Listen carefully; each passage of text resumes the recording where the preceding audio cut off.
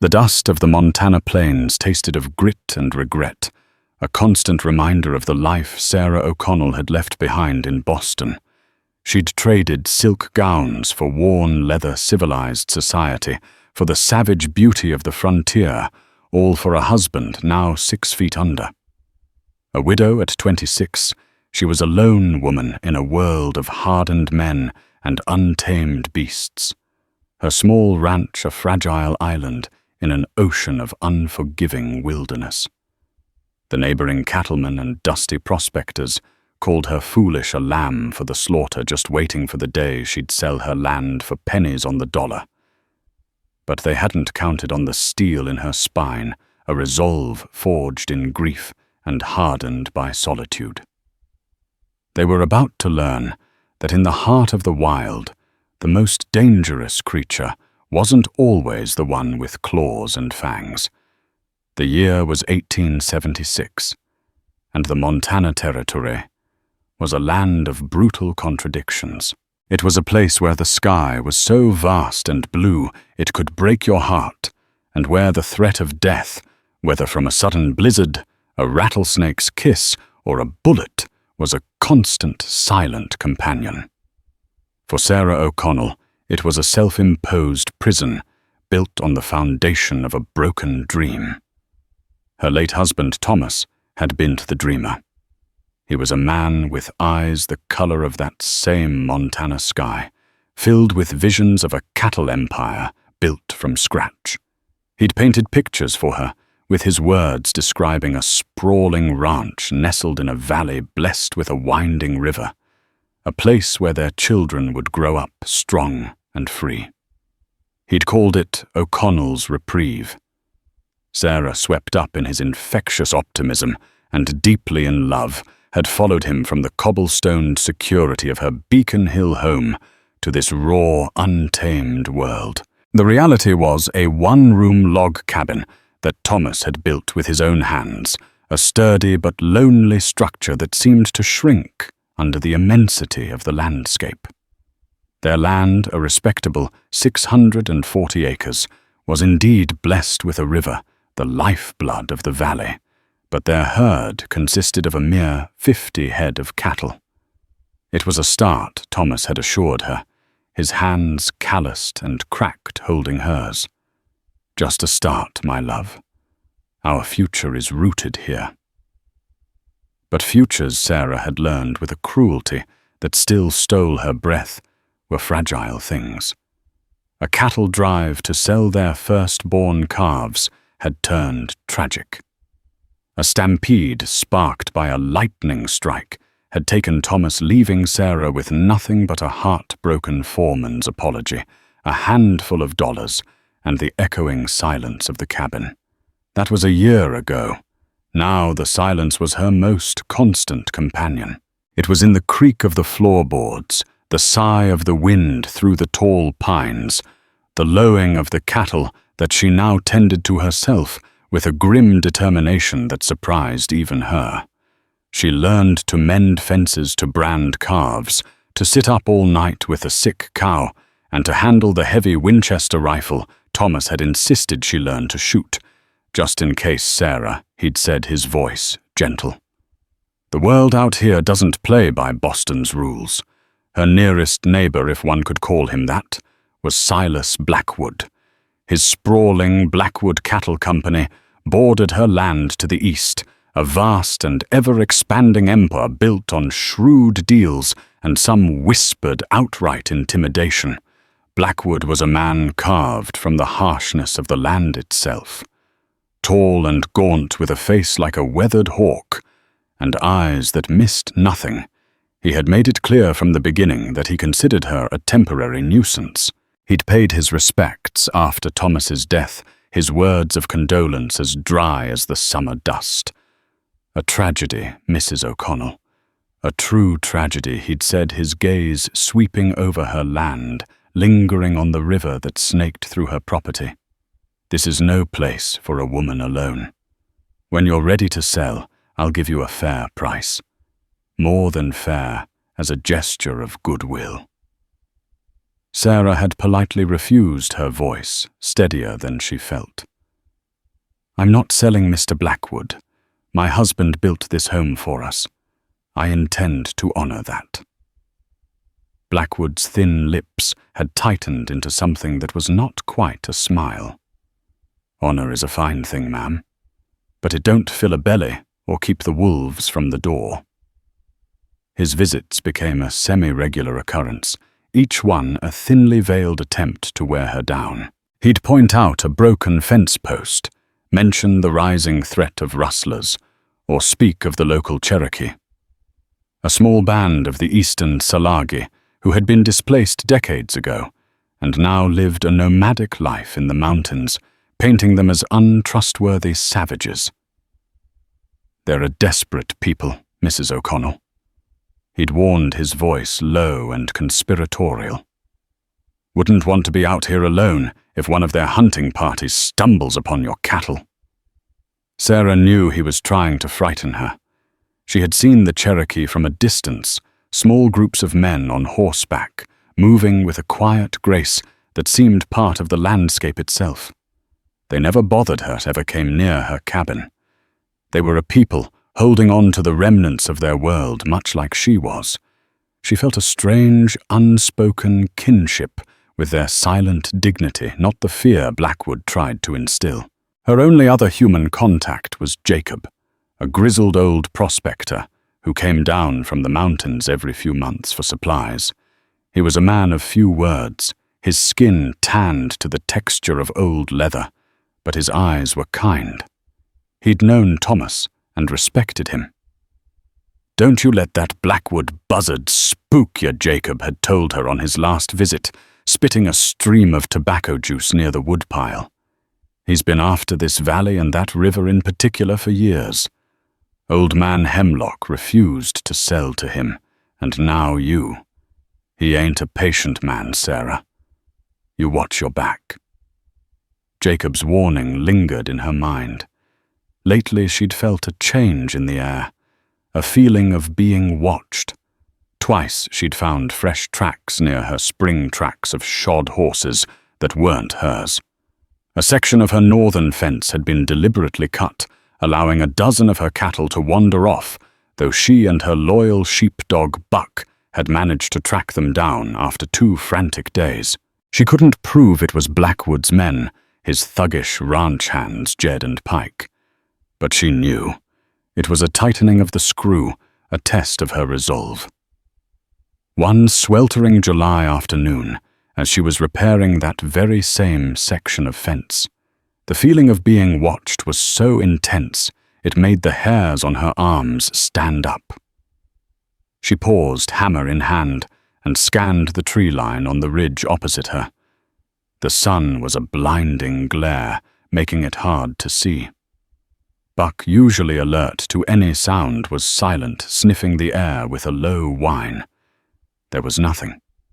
Just the shimmering heat and the drone of insects.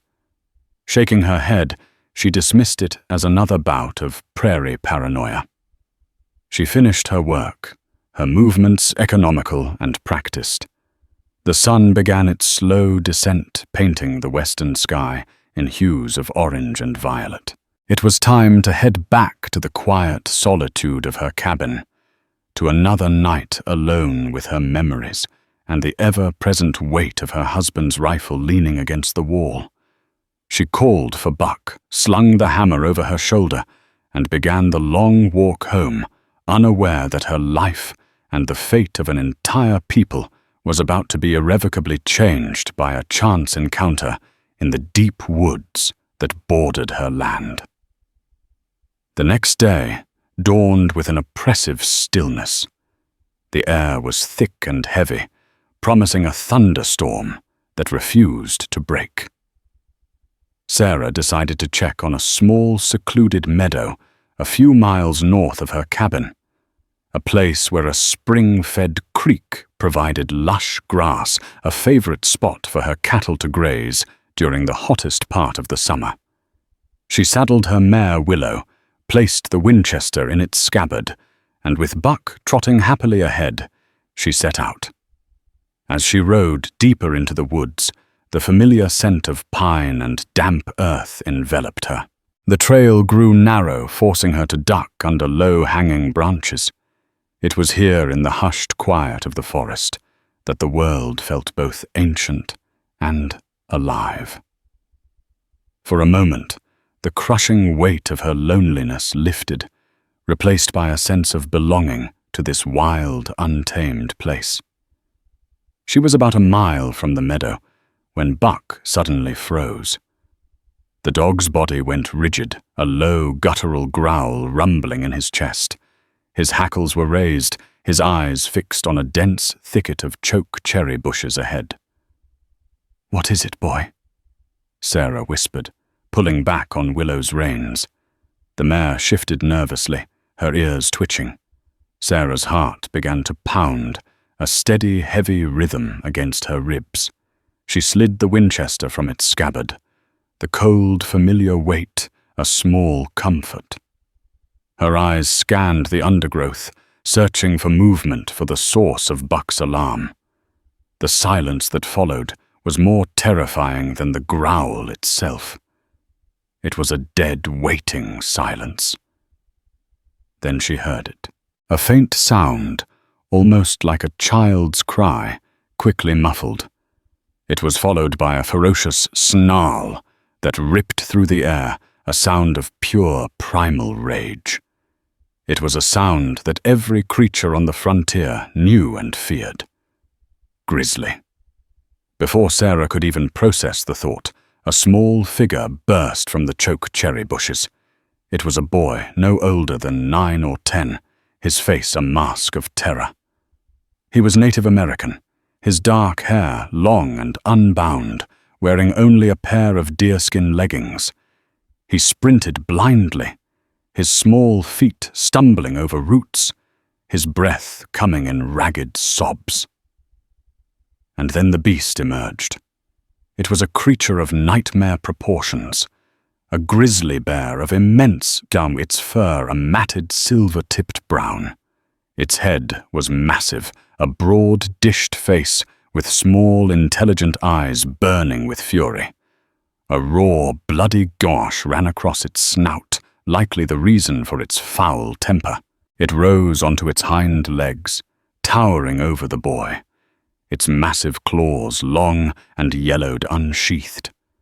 It let out a deafening roar that shook the very leaves on the trees, a sound that vibrated through Sarah's bones.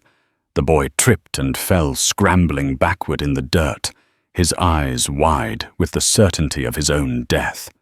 The bear dropped to all fours and charged. Time seemed to slow to a crawl. In that split second, Sarah didn't think. She acted. The memory of Thomas's patient instruction, the countless hours she'd spent shooting at tin cans, the desperate need to defy the death that haunted this land, it all coalesced into a single, decisive moment. "Get up! Run!"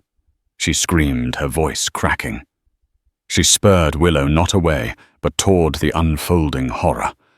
The mare, terrified, fought the reins, but Sarah held firm. She was a terrible shot on horseback, she knew that. She had to get closer, plant her feet. She slid from the saddle, hitting the ground hard. "Day, Willow," she commanded, hoping the horse wouldn't bolt.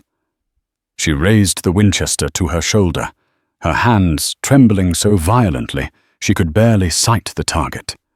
The bear was a blur of motion, a massive charging engine of destruction, closing the distance to the boy with terrifying speed. "Don't aim for the head," Sarah Thomas's voice echoed in her memory. "Too much bone. Aim for the heart and lungs, the boiler room." She took a deep, shuddering breath, trying to steady herself. The iron sights of the rifle wavered, dancing around the bear's massive chest. The boy was just a few feet from its snapping jaws. There was no more time. Crack! The rifle kicked back hard against her shoulder, the report echoing like a cannon shot through the forest. The bear flinched, letting out a grunt of pain and rage, but it didn't stop. It stumbled its charge, faltering for a precious second. Sarah realized with a sickening lurch that her shot had been high, hitting the thick muscle of its shoulder. It wasn't a killing blow. It had only made the beast angrier. It swatted at its shoulder, then turned its furious, malevolent gaze from the boy to the new threat. To her. The bear forgot the child. Its world narrowed to the woman who had dared to cause it pain. With another earth-shaking roar, it changed direction and charged directly at Sarah. Buck, her ever-loyal companion, launched himself at the grizzly, a brave and foolish act. He snapped at its heels, a tiny, barking fury against a mountain of muscle. The bear, with an almost casual flick of its massive paw, sent the dog flying. Buck yelped a pained, broken sound and landed in a heap by a tree, unmoving. A wave of cold fury washed over Sarah, momentarily eclipsing her terror. She worked the lever action of the Winchester, ejecting the spent cartridge and chambering a new round. The metallic schlick-schlack was a small mechanical sound in the face of the beast's roar.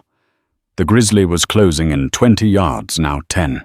She could see the saliva dripping from its jaws, smell its foul, musky scent. This was it. She had one more shot.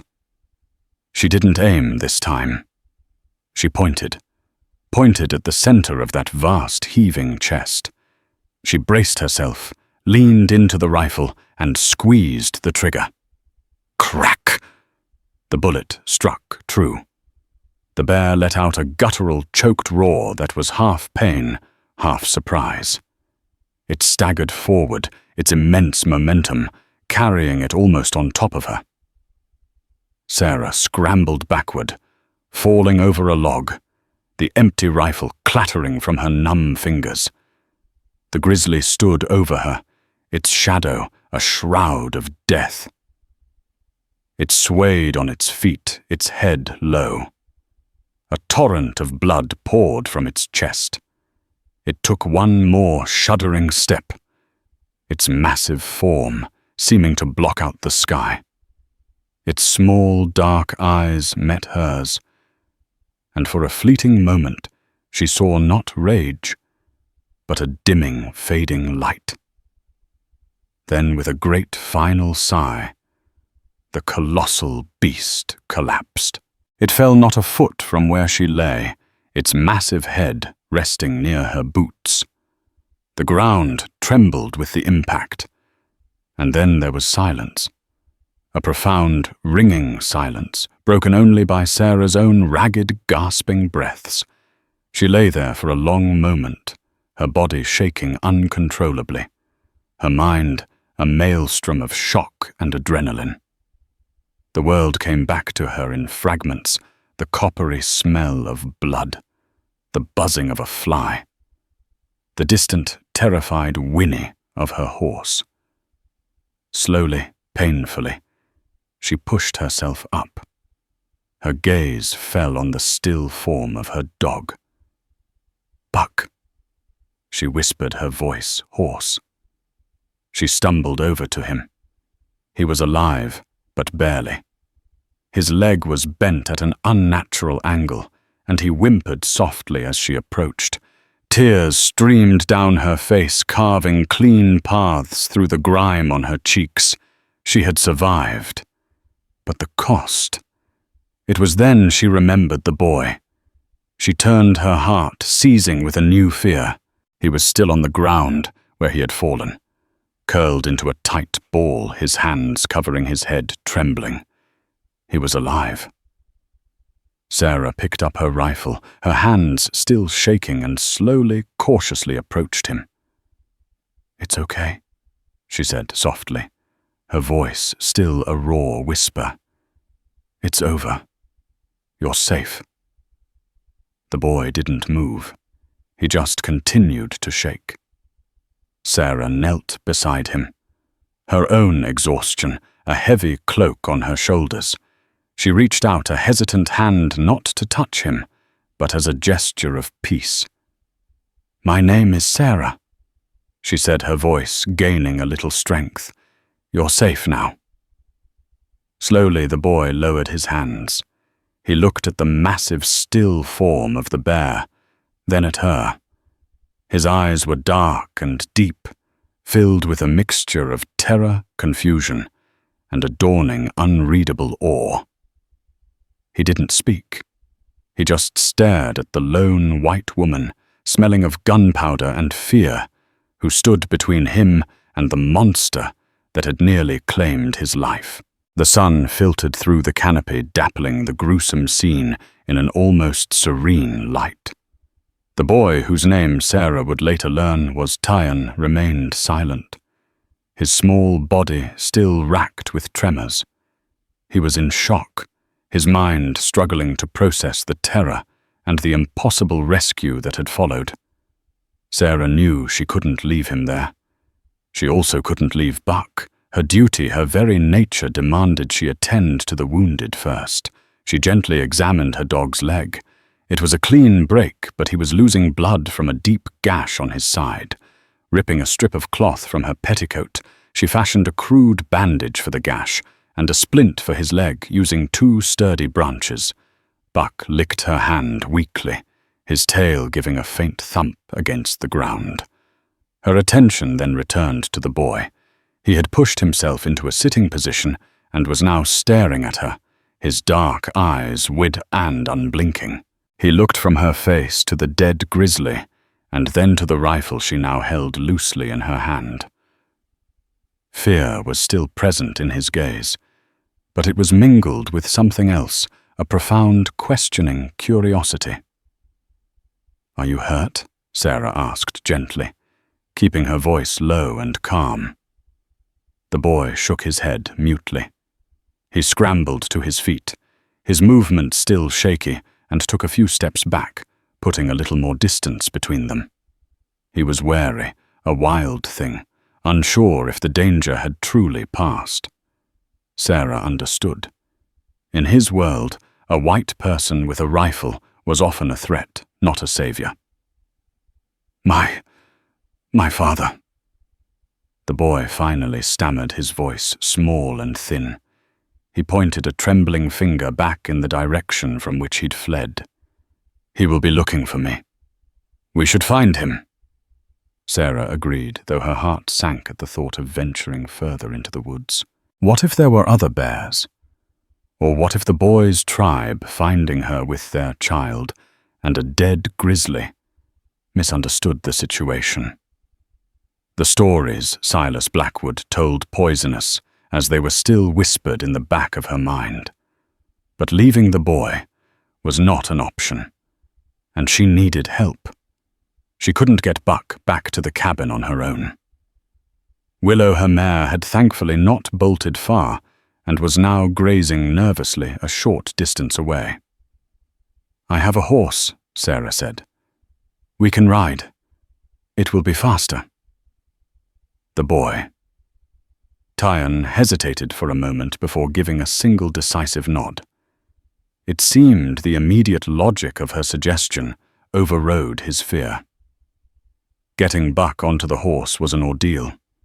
He was a heavy dog, and in her exhausted state, Sarah struggled. To her surprise, after a moment's observation, Tyan stepped forward to help. Without a word, he positioned himself on the other side of the dog, and together they managed to heave the wounded animal up and lay him across the front of the saddle. Sarah then mounted behind the saddle, a difficult and awkward position, but the only way to hold Buck steady. She looked down at Tyan. "Can you lead the horse?" He nodded again, his confidence seeming to grow with each small action. He took Willow's reins and began to walk, leading them not toward Sarah's ranch, but deeper into the forest, along a barely perceptible trail. He moved with an innate sense of direction, a knowledge of the land that was as much a part of him as his own limbs. They walked for nearly an hour in a tense silence. The forest grew thicker. The mountains loomed closer. Sarah's anxiety grew with every step. Where was he leading her? What reception awaited them? Finally, they emerged into a hidden clearing. Nestled amongst a stand of tall cedars was a small encampment. There were perhaps a dozen lodges, constructed from hide and canvas smoke, curling lazily from their peaks. Several horses grazed nearby. It was the Cherokee camp. Their arrival was met with instant alarm. A shout went up, and suddenly they were surrounded by men. They appeared as if from the trees themselves, silent and swift. Their faces grim, their hands holding bows and rifles. They were warriors, their lean, hard bodies exuding an aura of controlled power. One man taller than the rest, with streaks of grey in his long black hair, and a face that spoke of authority and sorrow, pushed his way to the front. His eyes, dark and piercing, fell upon his son Tyan, leading a white woman's horse into his camp. Then his gaze shifted to the blood on the boy's leggings. The wounded dog and the woman herself, her face smudged with dirt and gunpowder, her expression one of weary apprehension. Tyan. The man's voice was a deep rumble of relief and anger. He strode forward and pulled the boy into a fierce embrace, checking him for injuries. "Where have you been? What has happened?" The other warriors closed in their expressions, a mixture of suspicion and hostility. Their weapons were pointed not at Sarah, but in her general direction, a clear and present threat. Sarah's blood ran cold. This was it. This was the moment. It would all go wrong. Her act of salvation would be twisted into an accusation of harm. But then Tyan began to speak. His voice, though still small, was clear and urgent. He spoke in the fluid musical tongue of the Tsalagi, his hands gesturing wildly. He pointed back the way they had come then at Sarah. He mimicked the immense size of the bear, its terrifying roar, his own fall. He pointed to the Winchester in its scabbard, then to his own chest, and then he fell to the ground, reenacting the moment of his near death. Finally, he pointed again to Sarah. His small hand held out not in accusation, but in a gesture of profound significance. As he spoke, the atmosphere in the clearing began to change. The tension didn't disappear, but it shifted. The hard, hostile stares of the warriors turned to looks of stunned disbelief. They glanced from the boy to Sarah and back again. The tall leader, who Sarah now understood, was the boy's father, and the tribe's chief listened intently, his stern face unreadable. When Tyan finished his story, a heavy silence fell over the camp. The chief, whose name was Yonaguska, slowly released his son. He took a step towards Sarah, his movements deliberate. He stopped just a few feet from her horse, his piercing eyes studying her, searching her face for the truth of his son's incredible story. "You are the woman who killed the great bear?" he asked, his English heavily accented, but clear. Sarah, her throat dry, could only nod. "Yes. It was going to kill your son." Yonaguska's gaze flickered to the wounded dog, then back to her. "This is your animal. It fought the bear as well. His name is Buck," Sarah said softly. "He tried to protect us." The chief considered this for a long moment. He looked at his son, safe and whole. He looked at the white woman alone, exhausted and covered in the evidence of a desperate fight. He saw not a threat, but a protector. He saw the truth in his son's story, reflected in her weary eyes. He turned to his men and spoke in their native tongue. His voice was firm, carrying the weight of command. He gestured for two of the warriors to step forward. My son Tyan owes you his life, Yonaguska said, turning back to Sarah. A debt of this magnitude cannot be paid with horses or furs. It is a debt of spirit. He paused his gaze, sweeping over his people, who watched him with solemn reverence. We are the Ani Tsalagi. We do not forget our debts, nor do we forget our honor. He took another step closer and made a gesture that sent a shock wave through Sarah's exhausted body. He placed his right fist over his heart and bowed his head slightly. My name is Chief Yonaguska. My people are few, and our lands are lost to us. We have little to offer but our word.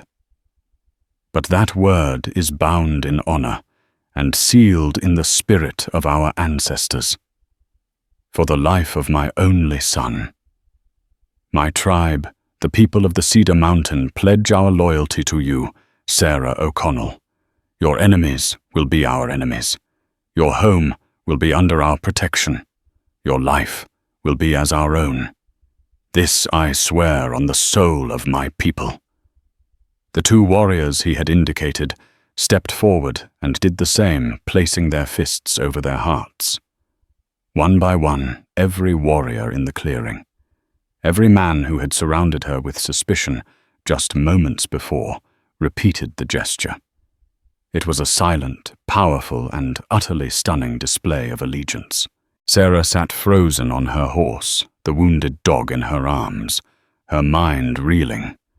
She had ridden out this morning a lonely widow fighting to keep her small corner of the world from crumbling. Now, through an act of desperate courage, she had become something else entirely. She was no longer just Sarah O'Connell, the struggling rancher. She was the protected, the allied, the woman to whom an entire Cherokee tribe had just pledged their very existence. The weight of that pledge felt heavier, more terrifying and more profound than the grizzly bear ever had. The days that followed were a whirlwind of surreal adjustments for Sarah. The Cherokee were true to their word, their pledge manifesting not in grand pronouncements, but in small, meaningful actions that subtly reshaped the fabric of her existence. A healer from the tribe, a wise old woman named Nanyehi, came to the ranch and tended to Buck's injuries with a skill that surpassed anything Sarah could have imagined. She used poultices of chewed herbs that reduced the swelling, and a salve that closed the gash with remarkable speed. She also gave Sarah a soothing tea that eased the deep, trembling ache of shock that had settled in her bones. 2 days after the pledge, as promised, a warrior appeared at her doorstep. He was young, not much older than 20, with a quiet intensity, and eyes that seemed to miss nothing. It was Kalanu, or Raven, as his name meant in English. He had been one of the warriors in the clearing. Chief Yonaguska had sent him. I am here to watch, Kalanu said, simply his English more practiced than the chief's. The man you call Blackwood. He is not a good man. The chief knows of him. Sarah, initially unnerved by his constant silent presence, soon grew accustomed to it. Kalanu was not a guard in the traditional sense. He was a shadow. She would be mending a fence, and she would catch a fleeting glimpse of him on a nearby ridge, a silent sentinel on horseback. Or she'd wake in the morning to find a brace of freshly caught rabbits hanging by her smokehouse, a silent offering. He never intruded, never spoke, unless spoken to, but his presence was a constant, comforting reassurance. The oppressive feeling of being watched by hostile eyes was replaced by the knowledge she was being watched over by a protector. Tyan also became a frequent visitor. The boy, his initial terror replaced by a deep, hero-worshipping affection, would appear at her cabin with gifts, a handful of sweet wild berries, a uniquely shaped stone from the river, or a feather from a hawk. Sarah found herself growing fond of the boy's cheerful presence. She taught him a few words of English and the names of her tools. In return, he taught her the Salagi words for sun, river, and horse.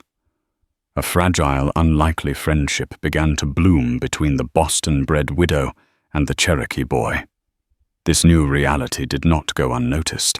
Silas Blackwood, accustomed to seeing Sarah as an isolated and vulnerable target, was perplexed by the sudden change. His two hired hands, the brutish Jed and the wiry, cunning Pike, reported the developments with sneering disbelief. "It's the damnedest thing," Boss Jed had reported, leaning against the porch rail of Blackwood's ranch house. "She's got a pet Indian now. Sits up on the ridge all day just watching."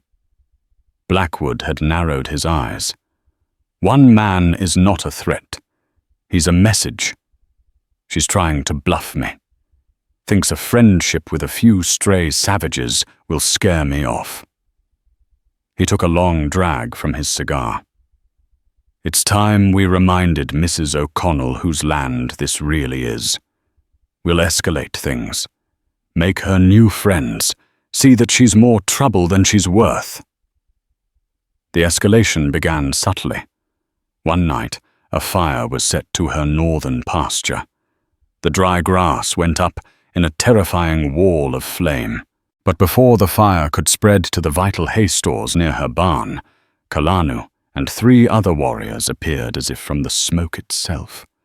With a speed and efficiency that stunned Sarah, they created a fire break, beating back the flames with wet blankets and felled saplings. By dawn, the fire was out, a large black scar on the land, the only evidence of the attack. A week later, 20 head of her cattle were driven off in the dead of night.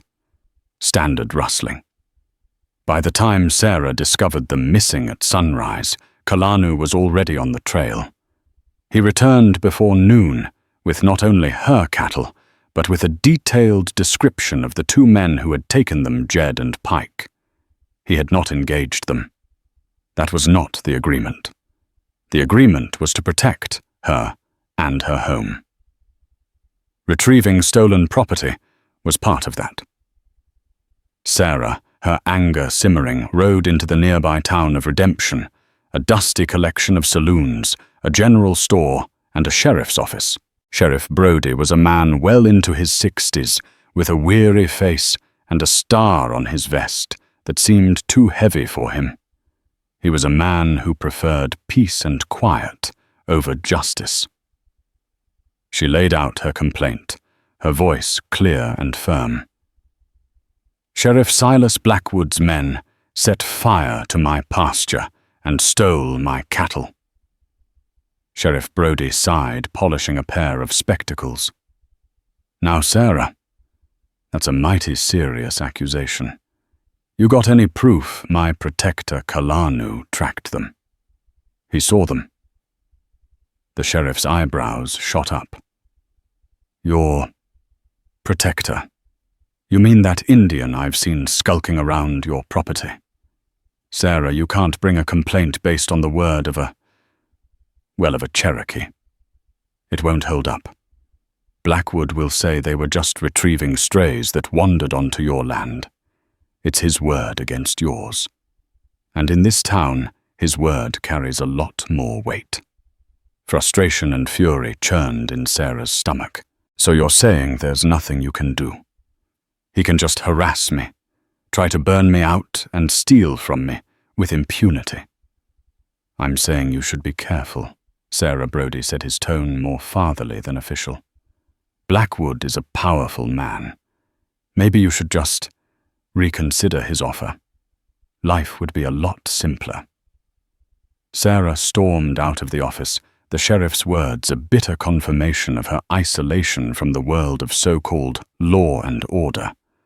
She was on her own, or rather, she and the Cherokee were on their own. The failure with the sheriff seemed to embolden Blackwood. He saw the law as his ally and Sarah's alliance as a novelty that would soon fade. He decided a more direct, more personal approach was needed. He would introduce a twist of deceit, a poison of mistrust. His opportunity came in the form of Jacob, the old prospector. Jacob came down from the mountains a few weeks later, his pack mules laden with furs. He stopped at Sarah's ranch first, as was his custom. He listened with wide-eyed amazement as she recounted the story of the bear and the tribe's pledge. "Well, I'll be," he'd whistled, stroking his grizzled beard. "Saved a chief's boy.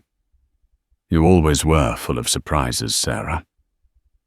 What Sarah didn't know was that Jacob, for all his kindness, had a weakness whiskey. After leaving her ranch, he went into redemption to sell his furs and celebrate. In the smoky confines of the town's main saloon, with a bottle of Blackwood's best whiskey in front of him, his tongue was loosened. He boasted proudly of his friend Sarah O'Connell, the Indian saver, the woman who had a whole tribe guarding her. Pike Blackwood's man was in that saloon. He listened intently, a cruel smile playing on his lips. He plied the old prospector with more drinks, and soon Jacob was telling him everything about Kalanu's watchfulness, about the tribe's camp in the Cedar Mountains, about the boy Tyan. Pike took this information back to his boss. Blackwood listened, a plan beginning to form in his cold, calculating mind. He couldn't defeat the Cherokee in a straight fight. They knew the land too well. But he could use their loyalty against them. He could turn their greatest strength into their greatest weakness. "They're protecting her ranch," Blackwood mused, pacing his study. "So we give them something else to protect, something more important." He looked at Pike, his eyes glinting. "You said the old man mentioned the boy. The chief's son." "Yeah. Tyan." Pike confirmed. "Seems he's always at the widow's cabin now." "Perfect," Blackwood hissed. "We're going to lay a trap. Not for the woman, not yet. We're going to lay a trap for her protectors, and we're going to use the boy as bait." The unseen war of intimidation and attrition was about to turn deadly. Blackwood was no longer just trying to scare Sarah off her land. He was now plotting to shatter the sacred bond she shared with the people who had sworn to protect her, and he was willing to sacrifice a child to do it. Silas Blackwood's mind was a devious engine of cruelty, and he'd constructed a plan designed to shatter Sarah's alliance from the inside out. He knew he couldn't defeat the Cherokee with brute force. He had to use their honor as a weapon against them. His strategy was a twofold. First, create a phantom threat to divide their forces, and second, use a poisonous lie to capture the very heart of their tribe, the chief's son. The first phase began under the cover of darkness. He sent his men to a remote trapper's cabin in the northern foothills where they staged a brutal raid. They left behind just enough evidence, stolen horses, and a single carefully placed Sioux arrow to create the illusion of a hostile war party. The next morning, Blackwood himself rode to the edge of the Cherokee encampment under a flag of truce, his face a mask of feigned neighborly concern. He was met by Chief Yonaguska, whose eyes were filled with a deep, unshakable skepticism. Blackwood spun his tale of a dozen Sioux riders, a murdered trapper, and an imminent threat to the valley. He made sure to add the critical piece of poison. "I only warn you, Chief, because I know your best warriors have been occupied watching over Mrs. O'Connell's ranch, leaving your own people vulnerable." The seed of doubt was planted. While Yonaguska did not trust the man, the potential threat to his family was too great to ignore completely. A council was held. Kalanu, the warrior assigned to watch Sarah, argued passionately that it was a trick. "Blackwood is a snake. This is his venom meant to draw us away from our duty to the woman who fights bears." But caution won the day. Yonaguska, ever the pragmatist, could not risk his people's lives on a hunch. Kalanu, your eyes are the sharpest, the chief commanded. Take 2 others and ride to the trapper's cabin. Learn the truth of this story. The rest of us will remain here and fortify the camp. It was a prudent decision, but it played directly into Blackwood's hands. With Kalanu, Sarah's most vigilant protector, drawn miles away on a fool's errand, the path was clear for the second, more sinister phase of his plan. The following afternoon, Pike rode up to Sarah's cabin. He approached not with aggression, but with the posture of a simple messenger, timing his arrival for when he knew Tyann was often visiting. He found Sarah and the boy near the corral, laughing as Sarah showed him how to groom her mare Willow. The scene of simple peace was about to be shattered. Afternoon. Mrs. O'Connell Pike said, reining in his horse and tipping his hat politely. His eyes, however, were cold and reptilian. Mr. Blackwood sent me with an urgent message for the boy. Sarah instinctively moved to stand between Pike and Tyann, her hand resting on the corral fence. I'm sure Mr. Blackwood has nothing to say to this child. It's about his father, ma'am. Pike said, his voice dripping with false sympathy. There's been an accident. The chief was tracking that Sioux party, and his horse went down. His leg is broken badly. He's asking for his son. The word struck Tyann like a physical blow. My father, he cried, his face instantly pale with terror. Sarah's mind raced, searching for the flaw in the story. If the chief were hurt, he would send his own people. Not you. Pike had his answer ready. They're all scattered, ma'am, hunting the Sioux. The chief sent a runner to our ranch, knowing we had a wagon to carry him. Mr. Blackwood's already on his way with the wagon now. He sent me to get the boy, so he could be with his pa. It was a masterful lie, plausible, detailed, and perfectly designed to prey on a child's deepest fears. Tyann panicked, and desperate turned to Sarah with pleading, tear-filled eyes. Please, Sarah, I must go to him. What if it is true? Here was the true venom of Blackwood's plan. It was a trap not of ropes and cages, but of trust and emotion. If Sarah refused to let Tyann go, and the story by some remote chance was true, she would be seen as a cold-hearted jailer who denied a son his father. The tribe's pledge would turn to ash, yet she knew in her soul it was a lie. Letting him go meant sending him directly into the clutches of a monster. She was trapped. Pike pressed his advantage. Ma'am, with all due respect, every minute we stand here arguing is a minute the chief is lying out there in pain. Sarah looked from Pike's insincere, predatory face to Tyann's terrified, pleading one.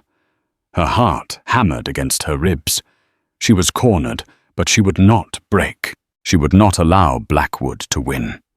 She made a decision, a terrifying gamble that would change the stakes of the entire game. All right, she said, her voice calm and resolute, shocking both Pike and Tyann into silence. We will go. Pike's smug expression faltered for a fraction of a second. Yes, Sarah confirmed, her gaze as hard as flint. Tyann is under my protection. If he goes to his father, then I will accompany him. You can lead the way. Pike was caught. To refuse her would be to reveal the lie instantly. He was forced to agree, a flicker of frustration passing through his eyes, before he masked it with a tight smile. As you wish, ma'am. Best saddle up quick. As Sarah prepared her horse, she leaned close to Tyann, her voice a low, urgent whisper. Listen to me. No matter what happens, Stay close, and do exactly as I say. Do you understand?" The boy, seeing the iron resolve in her eyes, wiped his tears and nodded firmly. As they rode out, following Pike down the trail and away from the safety of the ranch, Sarah O'Connell was under no illusions. She was not riding to a rescue. She was knowingly riding straight into the serpent's den. The path grew narrower, funneling them into a tight canyon where the walls of red rock rose like prison ramparts on either side. The air grew still and heavy. Every instinct in Sarah's body screamed that she was being led to a slaughter. Pike, her treacherous guide, rode ahead. His posture relaxed, but Sarah could see the tension in his shoulders. He was leading them to a predetermined spot. Tyan, sensing the shift in Sarah's demeanor, from watchful to dangerously alert, rode so close his leg occasionally brushed against hers, his youthful fear replaced by a solemn readiness. As they rounded a sharp bend, Pike reined in his horse. "This is the spot," he said, his voice losing all pretense of concern. Before Sarah could answer, figures appeared on the rocky ledges above them. Silas Blackwood stood front and center, flanked by his thugs, Jed and Cutler. All three men held rifles, and all three were aimed down at the canyon floor. They had the high ground, the perfect ambush. "You have been a constant irritation, Mrs. O'Connell." Blackwood's voice boomed, amplified by the stone walls. "I offered you a simple, dignified exit, but you chose this path. You chose to align yourself with savages, so you'll suffer the consequences. The story about the Sioux, the chief's accident, all lies." Sarah stated, her voice cold and steady, betraying none of the fear icing her veins. "Clever lies." Blackwood corrected her with a cruel smile. "They served their purpose to draw your protectors away. Now you have a choice. You will hand over the boy to Pike. We will hold him until you sign the deed to your land. Once I have my property, the boy will be returned, and the tribe will blame you for losing him. If you refuse—" He paused, letting the threat hang in the air. "We will kill you right here. Take the boy anyway, and leave a Sioux arrow with your body. Your allies will be so consumed with a pointless war, they'll forget you ever existed. The choice is yours. But either way, I win." Sarah looked at Blackwood's smug, triumphant face. She saw the absolute certainty of a man who believed he had sealed every exit. Then she looked at Tyan.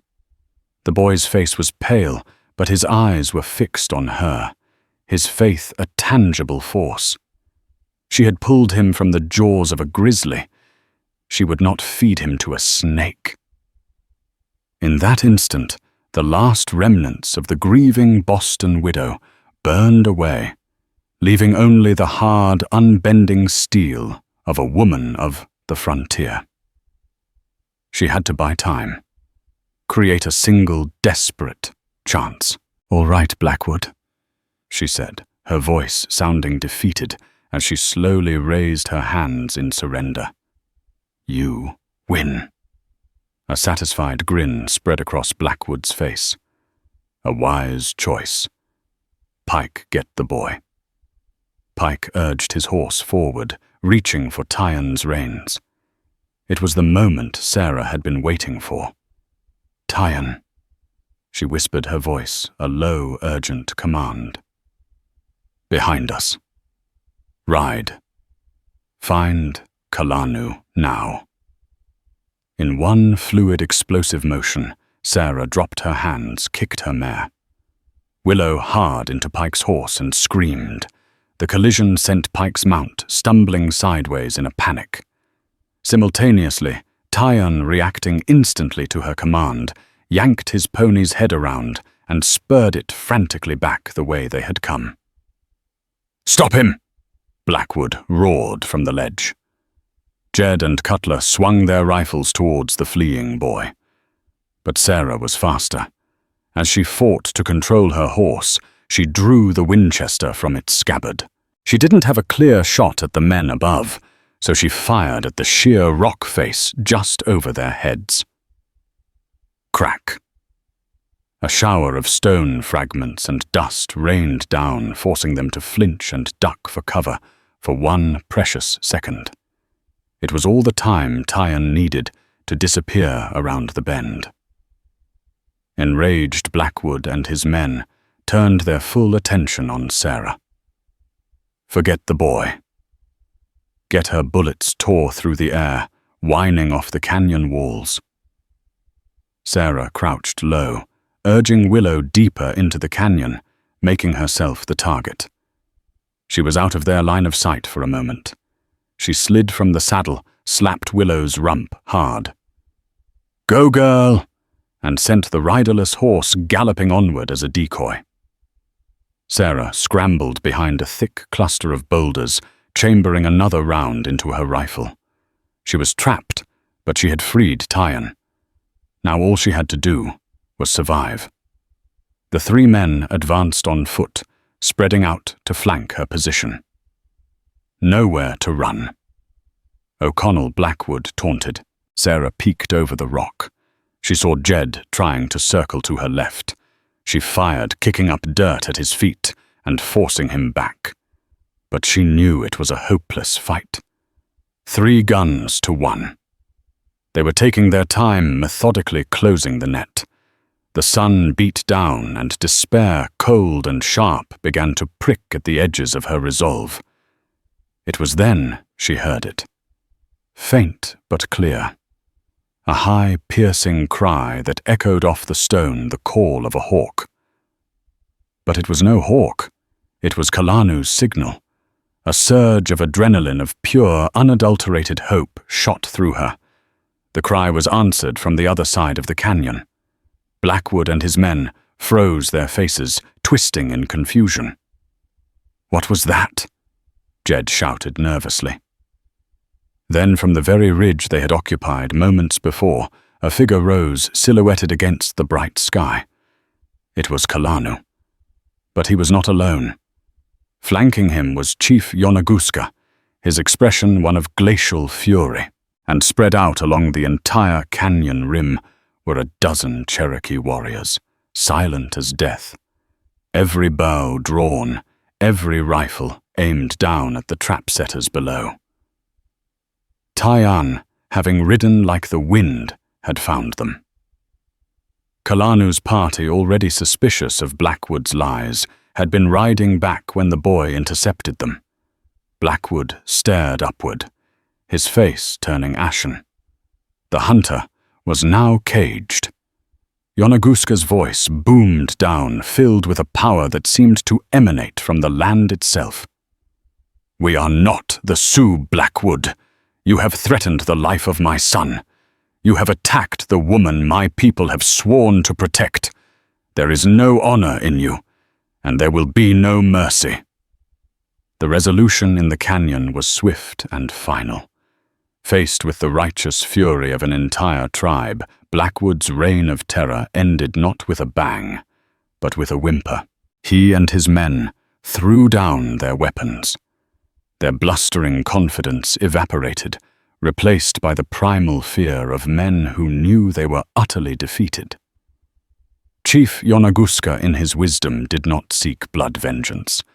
Instead, he delivered a justice as stark and unforgiving as the land itself.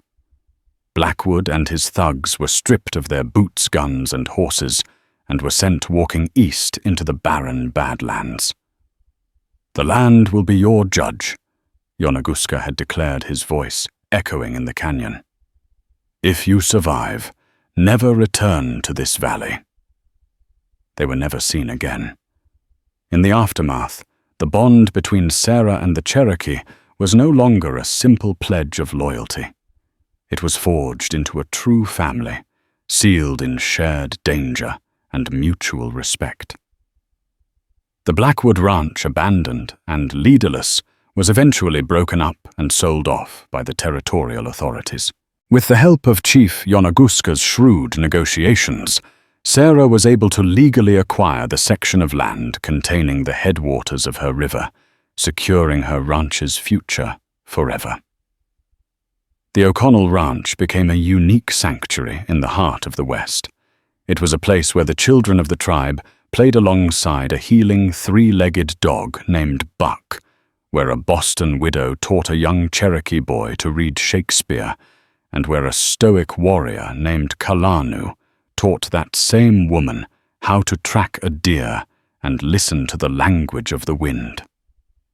Sarah O'Connell, the woman they called She Who Fights Bears, had not just saved a boy.